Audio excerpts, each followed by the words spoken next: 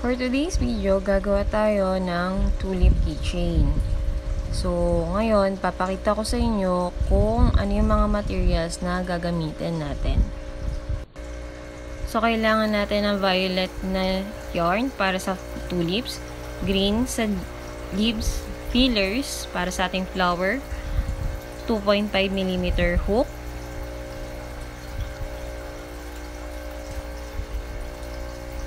scissors, darning needle, keychain, jump ring, kahit anong size pwede natin gamitin. Kung bago ka sa pagkukrochet, kailangan mo rin ng stitch marker at saka pliers. So ngayon gagawa tayo ng magic ring. So insert natin ang ating hook, then make chain 1. So, inside our magic ring, gagawa tayo ng 6 na single crochet para sa ating first row. So, 1, 2, 3, 4, higpitan lang natin ng konti, 5, then 6. So, hindi ako nag-i-slip stitch. So, punta tayo sa row 2. So, hindi ako nag-i-slip stitch. Diretso lang tayo dun sa row 2 natin after every row. So, tapos na tayo sa row 1. So, sa row 2, magkakaroon tayo ng increase. So, every stitch, gagawa tayo ng 2 single crochet. So, at the end of the row, meron tayong 12 na single crochet. So, 1, 2. So, may dalawa na tayong, may isa na tayong increase. Another 1, 2. So, pang-apat na stitch na natin to. Kung bago ka sa pagkukrochet, kailangan mo ng stitch marker para tama yung count mo. So, insert natin ang marker natin dito. Then, continue na tayo. So, 4th stitch na tayo. So, 5 na. Tabi lang natin ang ating tail. 5, 6, 7, 8, 9, 10, 11, 12. So, sakto lang tayo sa 12 stitches. Ngayon, sa third row naman, magkakaroon tayo ng isang single crochet, then increase. So, at the end of the row, meron tayo 18 stitches.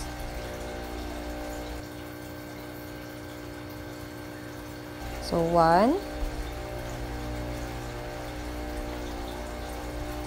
2, 3. So, lagay natin ulit ang ating stitch marker.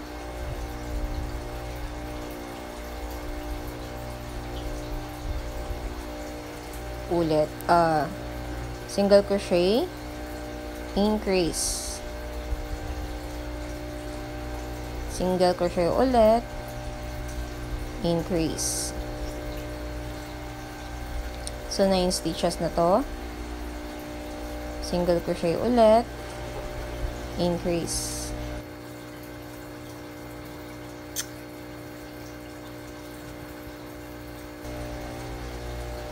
Single crochet, increase.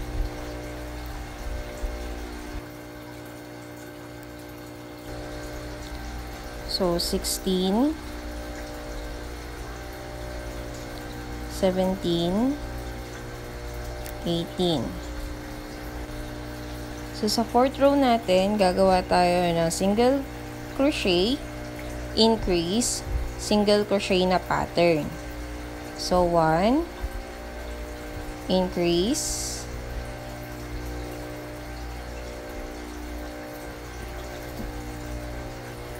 so lagyan natin yung stitch marker natin, then single crochet ulit. So, sa end ng ating row 4, meron tayong total of 24 single crochet. Kaya napaka-importante ng stitch marker, lalo na kung nag-start ka pa lang mag-crochet. So, single crochet. So, single crochet ulit, increase, single crochet. So, ganun lang siya hanggang sa ating stitch marker.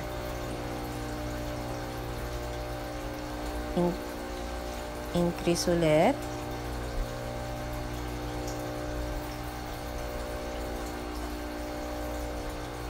Single crochet. Single crochet ulit. Increase.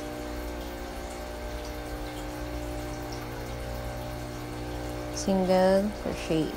So, ganun lang siya hanggang sa end natin ng ating row 4. So, start ng row 4, magsi-single crochet na lang tayo hanggang sa ating row 12.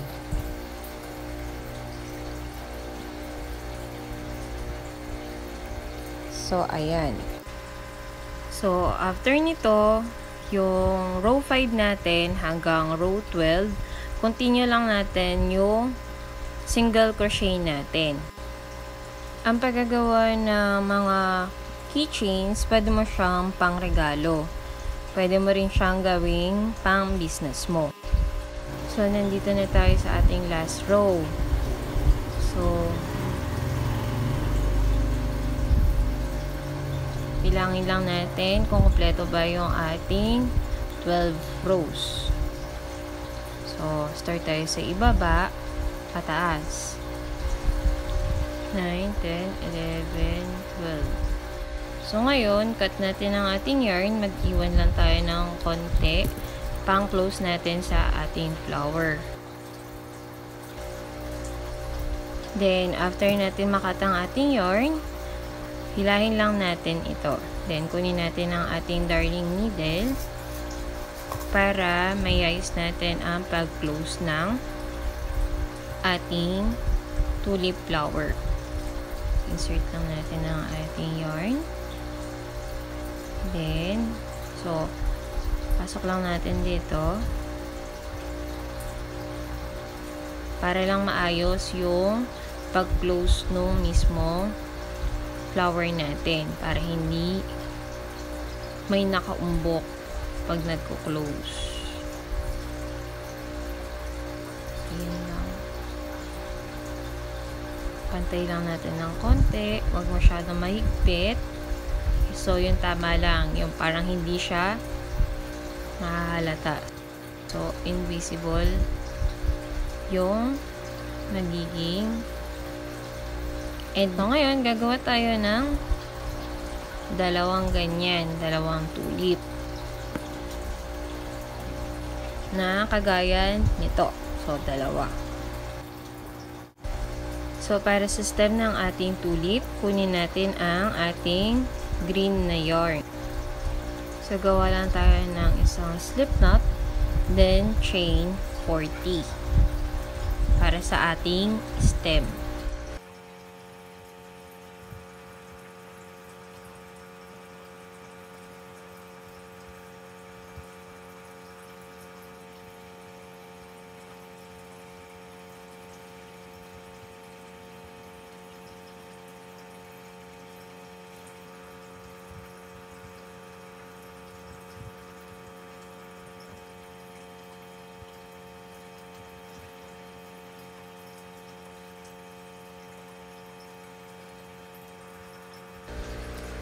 So, after natin makat ng ating yarn, kunin natin ang ating darning needle.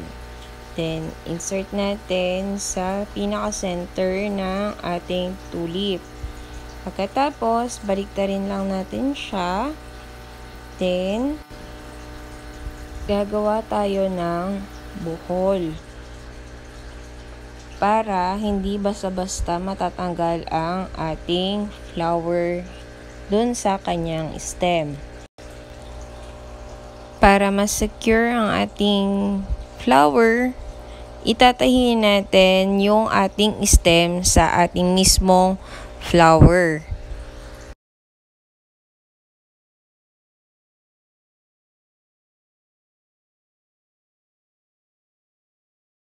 So, ngayon naman, gagawin natin ang leaves para sa ating tulip keychain.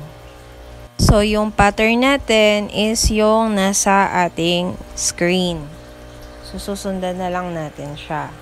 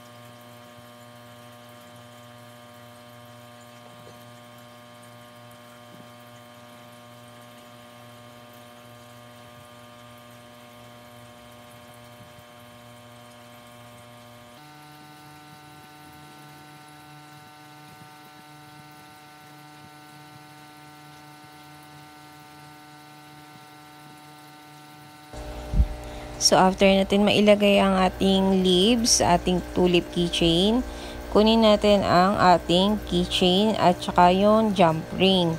So, insert lang natin siya dun sa ating stem.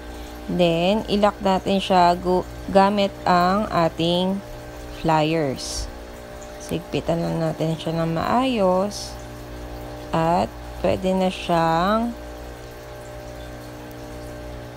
isabit sa ating mga bag.